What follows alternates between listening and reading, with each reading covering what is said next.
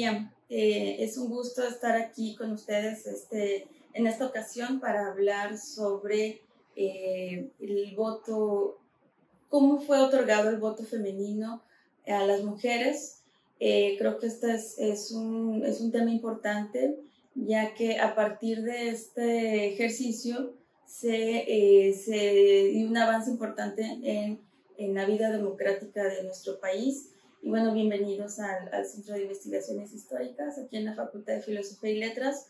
Mi nombre es Claudia Roxana Domínguez García, soy profesora aquí en la Facultad de Filosofía y Letras y actualmente coordino también este centro de investigación.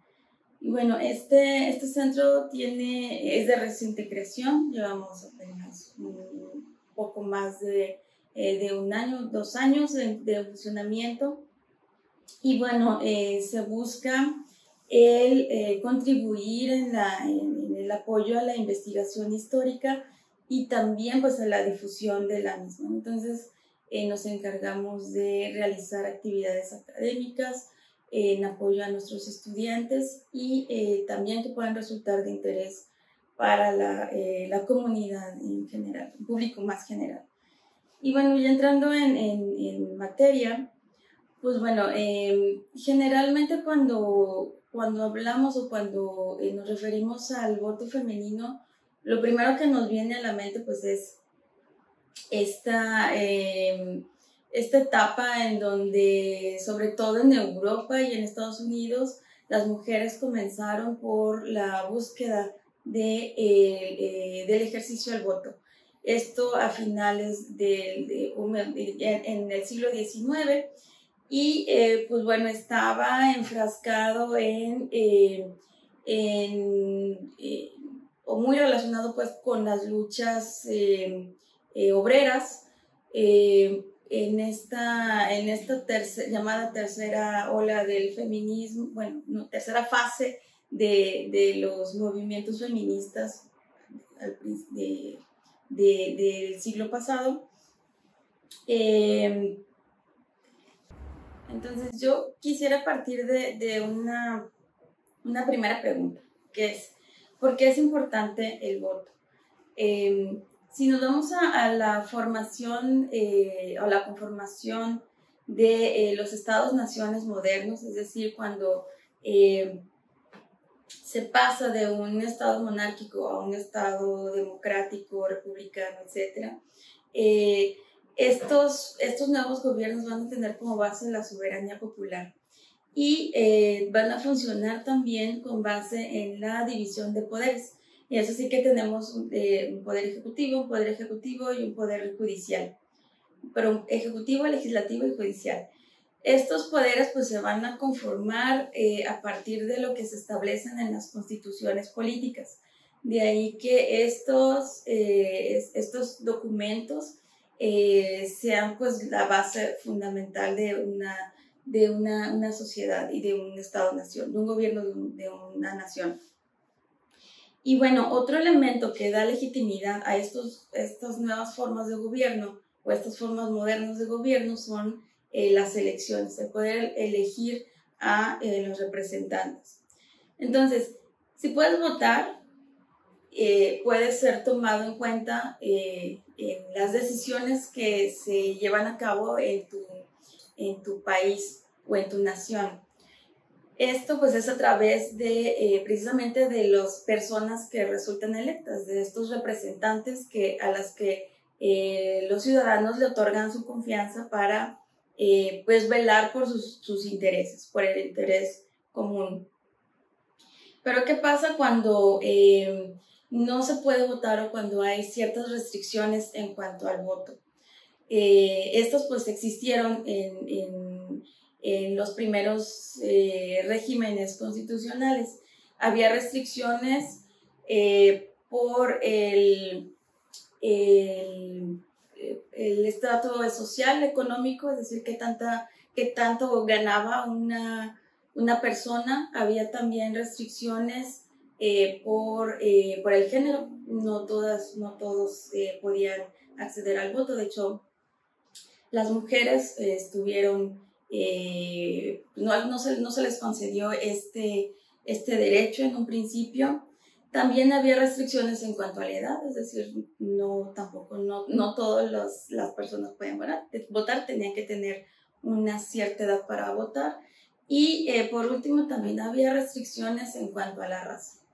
Entonces, con todas estas exclusiones, pues obviamente quienes podían votar eran un fragmento muy, muy focalizado de la población. Es decir, nos referimos a hombres de 18 años si estaban casados, 21 si eran solteros, y con cierto poder económico o con cierto poder adquisitivo, y también generalmente blancos, ¿no? o mestizos, en el caso de México. Y bueno, entonces, pues esto da pie al inicio de muchas luchas sociales, ¿no? Que van encaminadas a obtener este voto o este derecho al voto, que también es como reafirmar el grado de ciudadanía de una persona. Si no puedes formar parte de las decisiones que implican al gobierno, pues obviamente se cuestiona también pues esa pertenencia a esa sociedad, ¿no? Y de ahí que, por ejemplo, tenemos luchas como muy focalizadas, ¿no? Primero, las luchas de los obreros o de la clase obrera, para que derribó este criterio de la solvencia económica para poder, o de tener cierto poder adquisitivo, ciertas ganancias para poder votar. Poco después vinieron también las luchas sufragistas, las luchas de las mujeres por ser incluidas también dentro de este ejercicio. Y ya en el siglo XX, o ya avanzado el siglo XX, tenemos las luchas de las minorías raciales por obtener también estos derechos civiles. Y bueno, enfocándonos en el movimiento sufragista, para el siglo XIX, sobre todo en Europa, que fue en Europa y en Estados Unidos donde inició este movimiento, podemos mencionar a personas como Clara Zetkin o Alejandra Kollontai o a Rosa Luxemburgo, que fueron quienes hablaron de esta desigualdad entre hombres y mujeres, no nada más en el ámbito político, sino también en el laboral y en el social. Y bueno, estas mujeres, muchas de estas mujeres están relacionadas también con el activismo obrero. Entonces, hay esta relación también entre el socialismo y la lucha de los movimientos obreros, sindicalistas en Europa, que buscaban pues también tener un mejor salario, un salario más justo y mejores condiciones de trabajo, pues van como de la mano, ¿no? El tener este tipo de condiciones laborales, digamos, fue uno de los reclamos de estas mujeres, ¿no? Junto con el derecho al voto. Okay. Pero bueno, hay una diversidad también de mujeres que se interesaron en esta lucha, no solamente las que provenían digamos, del ámbito obrero, sino también este interés surgió entre mujeres pertenecientes a la clase media.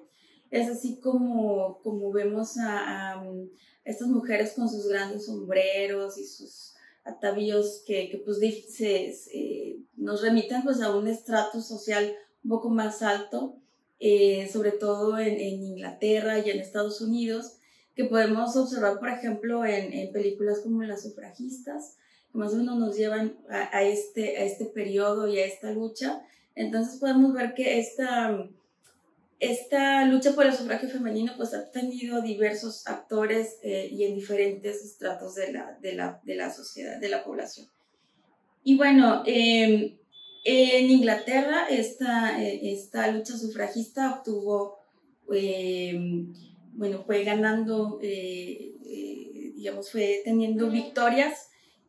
Para 1918 fue concedido el voto a las mujeres en Inglaterra. En Estados Unidos fue en 1920. Para 1929 en Ecuador. España, las mujeres españolas pudieron votar hacia 1932. En Francia fue un poco más, se postergó un poco más esto al final de la Segunda Guerra Mundial en 1946, y para México se obtuvo en el año de 1853 de manera oficial. Sin embargo, no pudieron, digamos, no coincidió con que se llevara a cabo elecciones. Entonces, ya el ejercicio del voto se llevó a cabo hasta 1958, las elecciones de 1958. Y bueno, esto en un contexto pues más general. Si nos vamos ya al caso mexicano, pues podemos, me gustaría decir que, bueno, hubo un momento en el que resulta así como coyuntural, un momento muy importante para este movimiento y para el inicio de la adopción de ideas feministas y que buscaban precisamente tener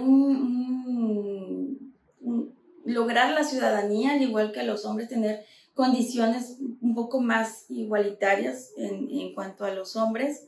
Sin embargo, pues todo esto era como todavía estaba iniciando, ¿no? La influencia obviamente vino de Estados Unidos y de Europa, y bueno, el momento coyuntural fue el año de la Revolución Mexicana, el inicio de la Revolución Mexicana. La Revolución Mexicana va a propiciar que se pudiera hacer una reivindicación de los derechos de las mujeres, y obviamente el derecho al voto fue una de estas reivindicaciones. Citando, por ejemplo, a Rosa María Valles Ruiz, la revolución trajo también lo que puede llamarse los feminismos mexicanos. Y bueno, todas estas luchas van a tener como denominador común el querer, digamos, ya quitar o terminar con el régimen de Porfirio Díaz. Y bueno, en todo este movimiento, esta agitación política que va a surgir en los primeros años de la década, en los primeros años del siglo XX, en el 1910 principalmente, que fue cuando se convocó a estas elecciones, alrededor del movimiento de Francisco y Madero van a surgir en apoyo a esta candidatura varios clubes políticos de mujeres. Entre ellos, pues podemos mencionar a el club político José Ortiz de Domínguez, también a las hijas de Cuauhtémoc, o por ejemplo el club de Gertrudis Bocanegra. Estos clubes políticos eran pues, antireeleccionistas y apoyaron mucho la candidatura de Francisco y Madero, lo acompañaron en muchos de sus mítines que hizo durante su campaña política en todo México, y repartían volantes, escribían. De hecho, en la prensa también surgieron publicaciones digamos, en las que participaban las mujeres y que eran dirigidas hacia las mujeres. Entonces, aquí pues, podría surgir otra pregunta, ¿no? De por qué a las mujeres no se les permitía el voto en ese momento en México. Bueno, parte de esto puede explicarse por la forma en la que funcionaba la sociedad mexicana en este momento, que era una sociedad pues muy tradicional y en el que había una concepción como muy rígida, muy específica de cómo debía ser la mujer. Y esta tenía que ser, se relacionaba mucho con la figura materna, con ser muy buena administradora de sus hogares, con que sí se necesitaba una mujer preparada, pero que estuviera preparada precisamente para ser una buena madre, para incentivar los buenos modales y los preceptos cristianos entre su familia. De esa manera, digamos, se podía contribuir, o la mujer contribuía a la formación de los mexicanos. Y esta parte de la participación política pues quedaba de lado, no era tomada tan en cuenta. Y bueno, volviendo a los clubes o al apoyo o esta oportunidad que hubo de participar en el ámbito político, como parte de estos clubes políticos, podemos mencionar la presencia y la participación de mujeres como Dolores Jiménez y Muro, quien estuvo siguió muy de cerca la candidatura de Francisco I. Madero, y después fue una colaboradora cercana también de Emiliano Zapata. Y también podemos mencionar pues a Carmen Cerdán, que fue de hecho una de las mártires, sí, participó en este enfrentamiento que digamos fue uno de los sucesos importantes del inicio del movimiento armado en la revolución, durante la revolución de 1910. Y por último podemos mencionar a Hermila Galindo, que de hecho esta mujer es un personaje muy, muy interesante y va a ser una de las principales protagonistas de esta búsqueda por el voto femenino. Hermila Galindo fue secretaria particular de Venustiano Carranza, quien, como sabemos, pues fue también el principal promotor e impulsor del tener una nueva constitución, que fue la constitución de 1917. Y bueno, ella pues hizo una solicitud para que dentro de estas reformas o dentro de esta nueva ley que se iba a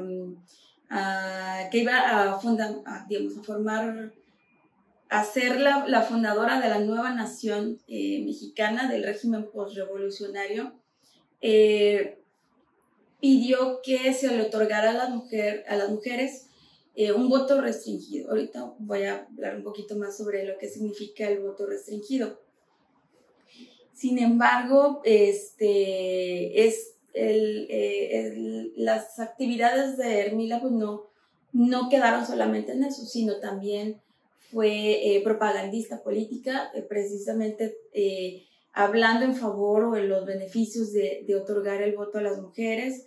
También participó junto con otras mujeres que pensaban o que coincidían con ella en este sentido, como Elvira Carrillo Puerto, en la elaboración, en la convocatoria que se hizo para tener el primer congreso feminista en Yucatán. Esto fue en 1916 y en este congreso pues obviamente se habló ya públicamente y más extensamente sobre el voto femenino, entre otras demandas que tenían las mujeres de la época. Y bueno, como producto de esto, pues se emitió una petición al Congreso Constituyente de 1917 para otorgar este derecho al voto a las mujeres. Sin embargo, pues esto fue desechado por el constituyente.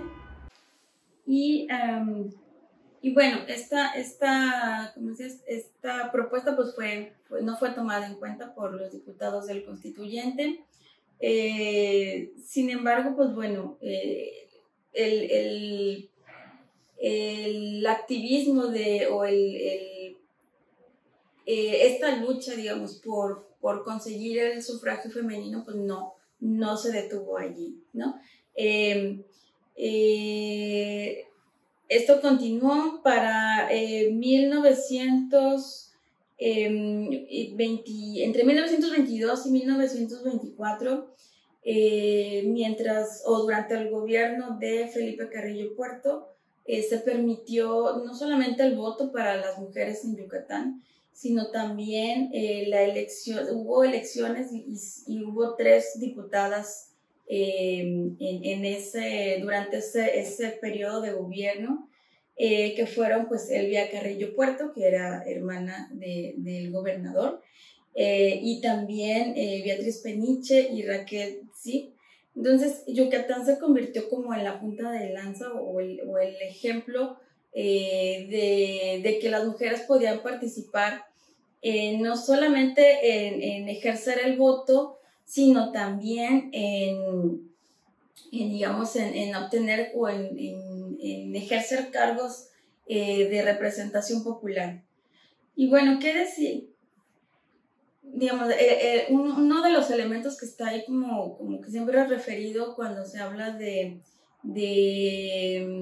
digamos, de esta lucha por el voto, pues es lo que dicen las leyes, ¿no? Y en este caso, la Constitución, el artículo 34 de la Constitución de 1917 decía, que es la que define precisamente quiénes son los ciudadanos mexicanos, decía que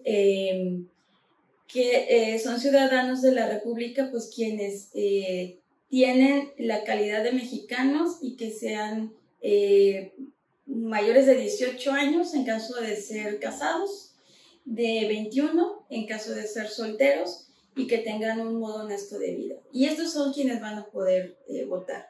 Sin embargo, uno podría decir, bueno, esto no dice exactamente que las mujeres no pueden votar. Bueno, pero después se emitió una ley electoral en donde sí ya se hablaba más específicamente de cómo debían de realizarse las elecciones, quiénes podían ser electos, quiénes podían votar, y ahí sí se hace explícito que para poder votar tienes que ser hombre. Entonces ahí se deja de lado a las mujeres, y bueno, este artículo es el que digamos, va a ser modificado o va a pedirse que se modifique para permitir el voto a las mujeres.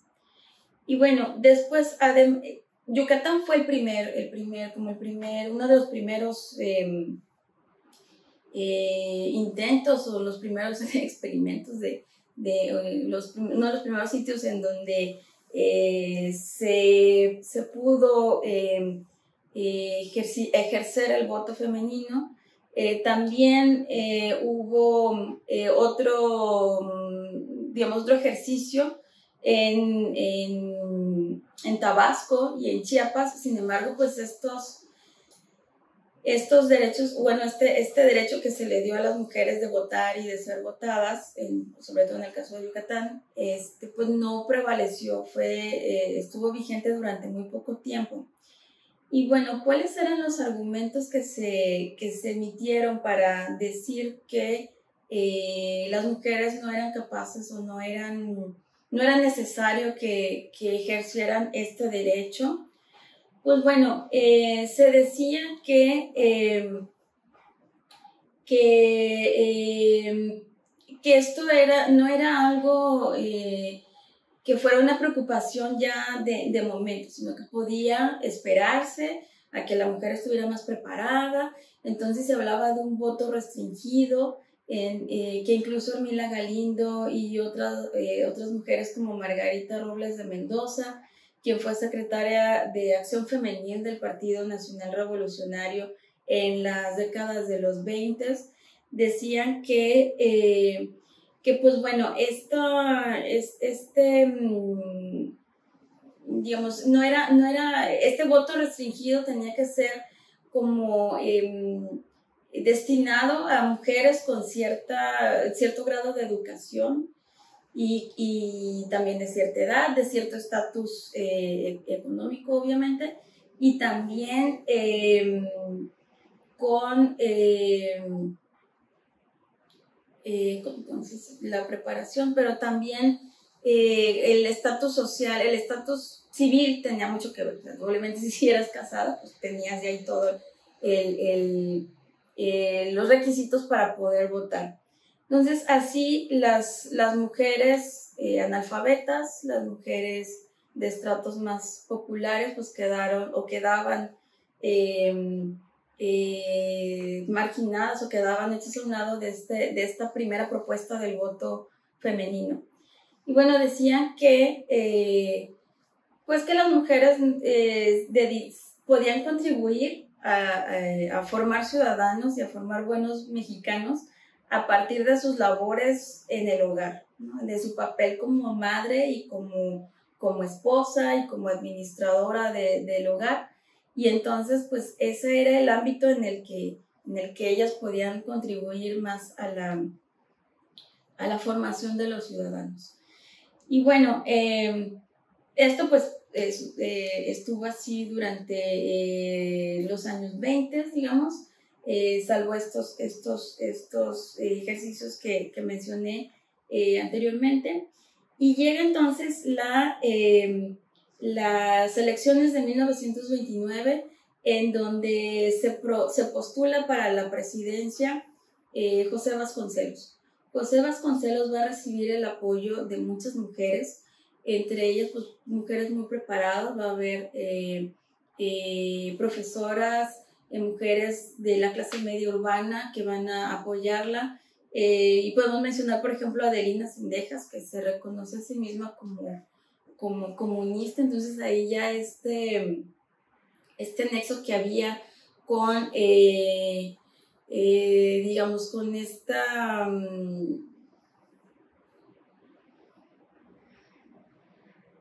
digamos, se cumplía esta parte de la preparación femenina. Y bueno,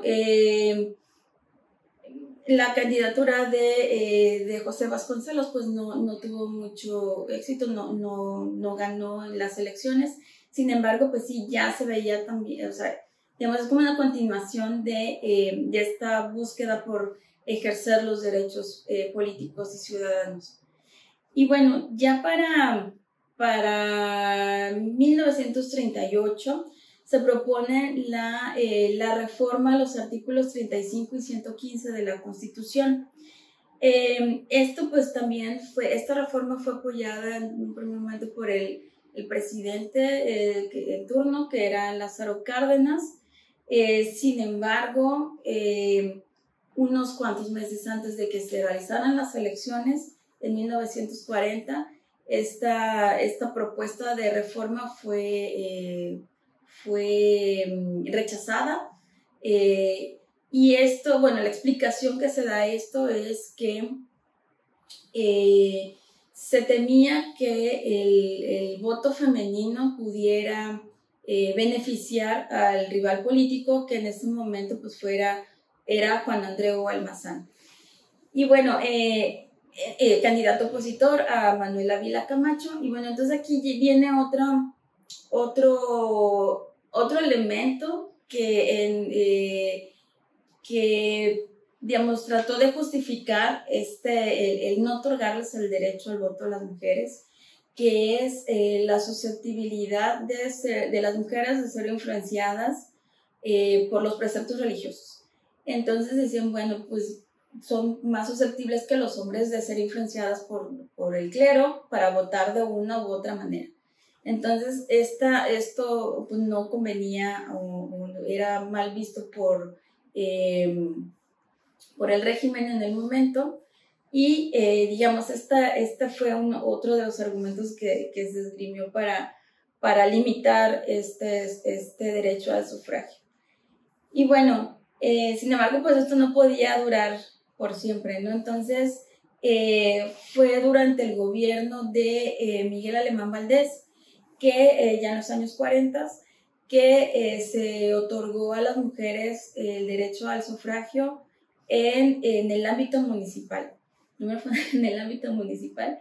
Y aquí lo que argumentó Miguel Alemán en ese momento, al decir que ya se le otorgaba este derecho a las mujeres, fue que la mujer tiene un sitio que le está esperando, porque la organización municipal es la que tiene contacto con los intereses de la familia y el que le debe más atención a las necesidades del hogar y de la infancia. Entonces, digamos, aquí equipara la administración municipal con las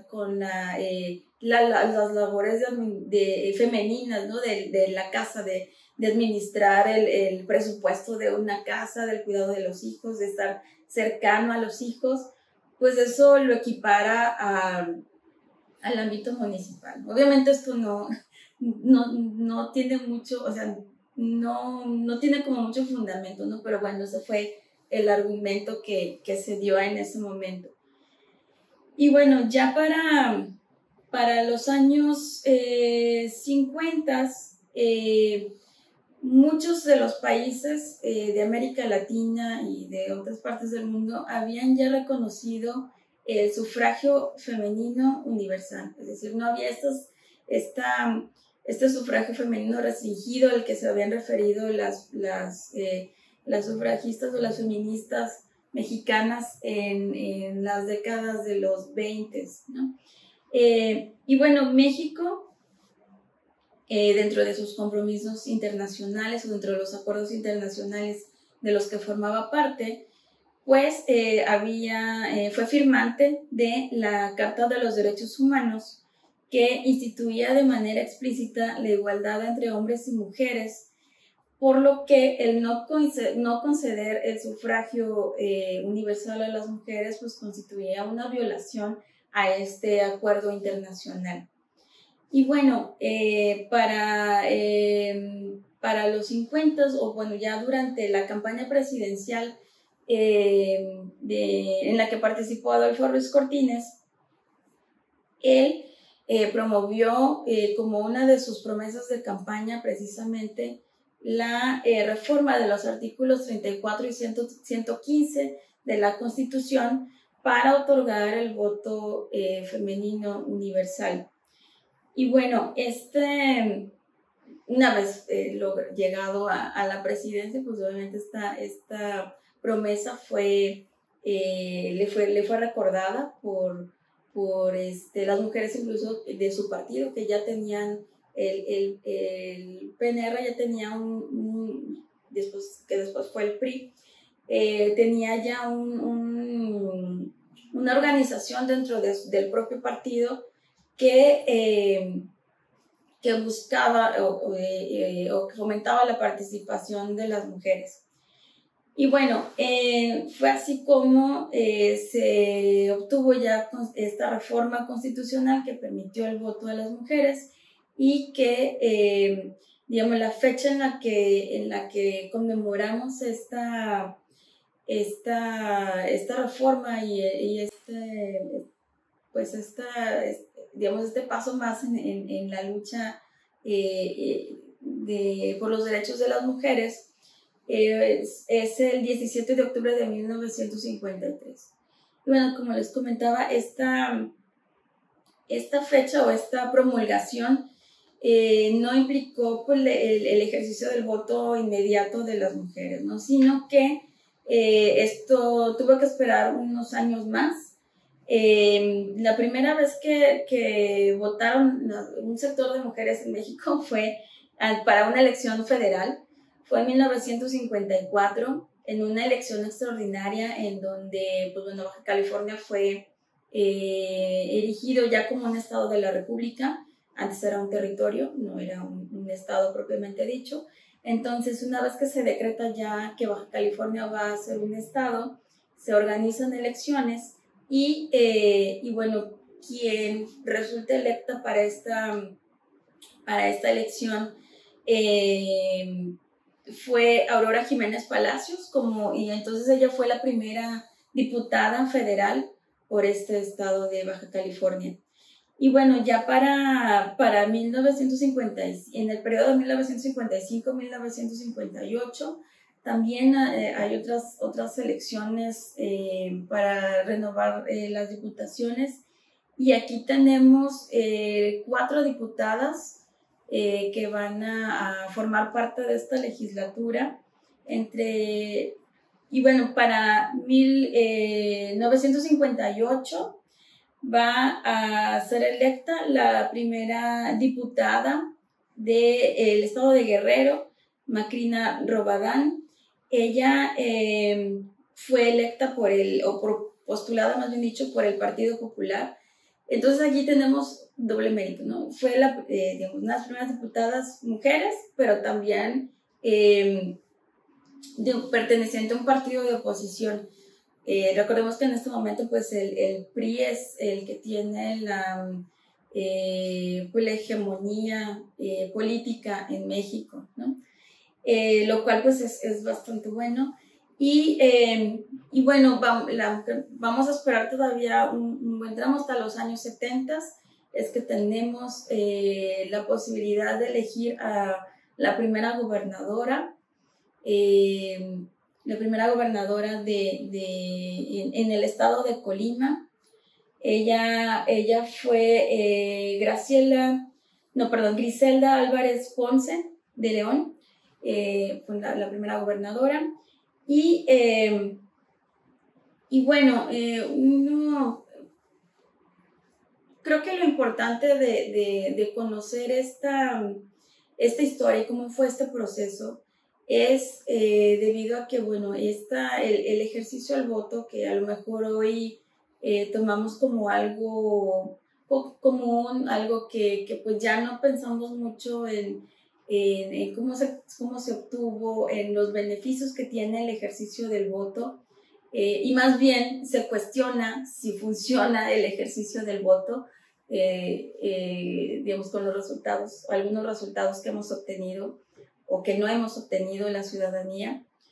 Creo que si tomamos en cuenta que el ejercicio del voto es un elemento que, digamos, te hace visible como ciudadano, es importante saber de dónde vino, quién batalló o quién luchó por obtener este derecho, que no es algo que se haya tenido siempre, sino que llevó un proceso bastante largo, como hemos podido ver, para poder obtenerlo. Y bueno, creo que eso nos puede hacer valorar un poquito más a este derecho ciudadano, y que, bueno, abre la puerta a otros derechos civiles de las mujeres, ¿no? Como el tener mejores y mayores opciones para obtener una educación,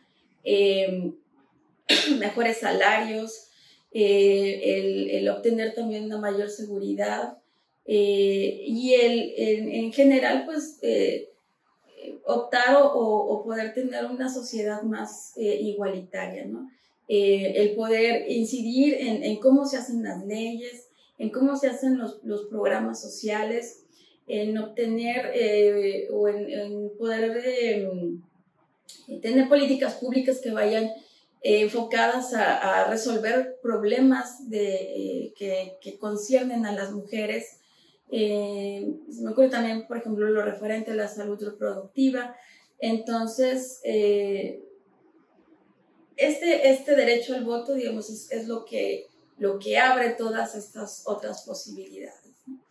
Y bueno, creo que por aquí dejo la plática. Espero que haya sido de su interés y que las y los motive pues a seguir investigando sobre este tema y conocer un poco más sobre los derechos ciudadanos.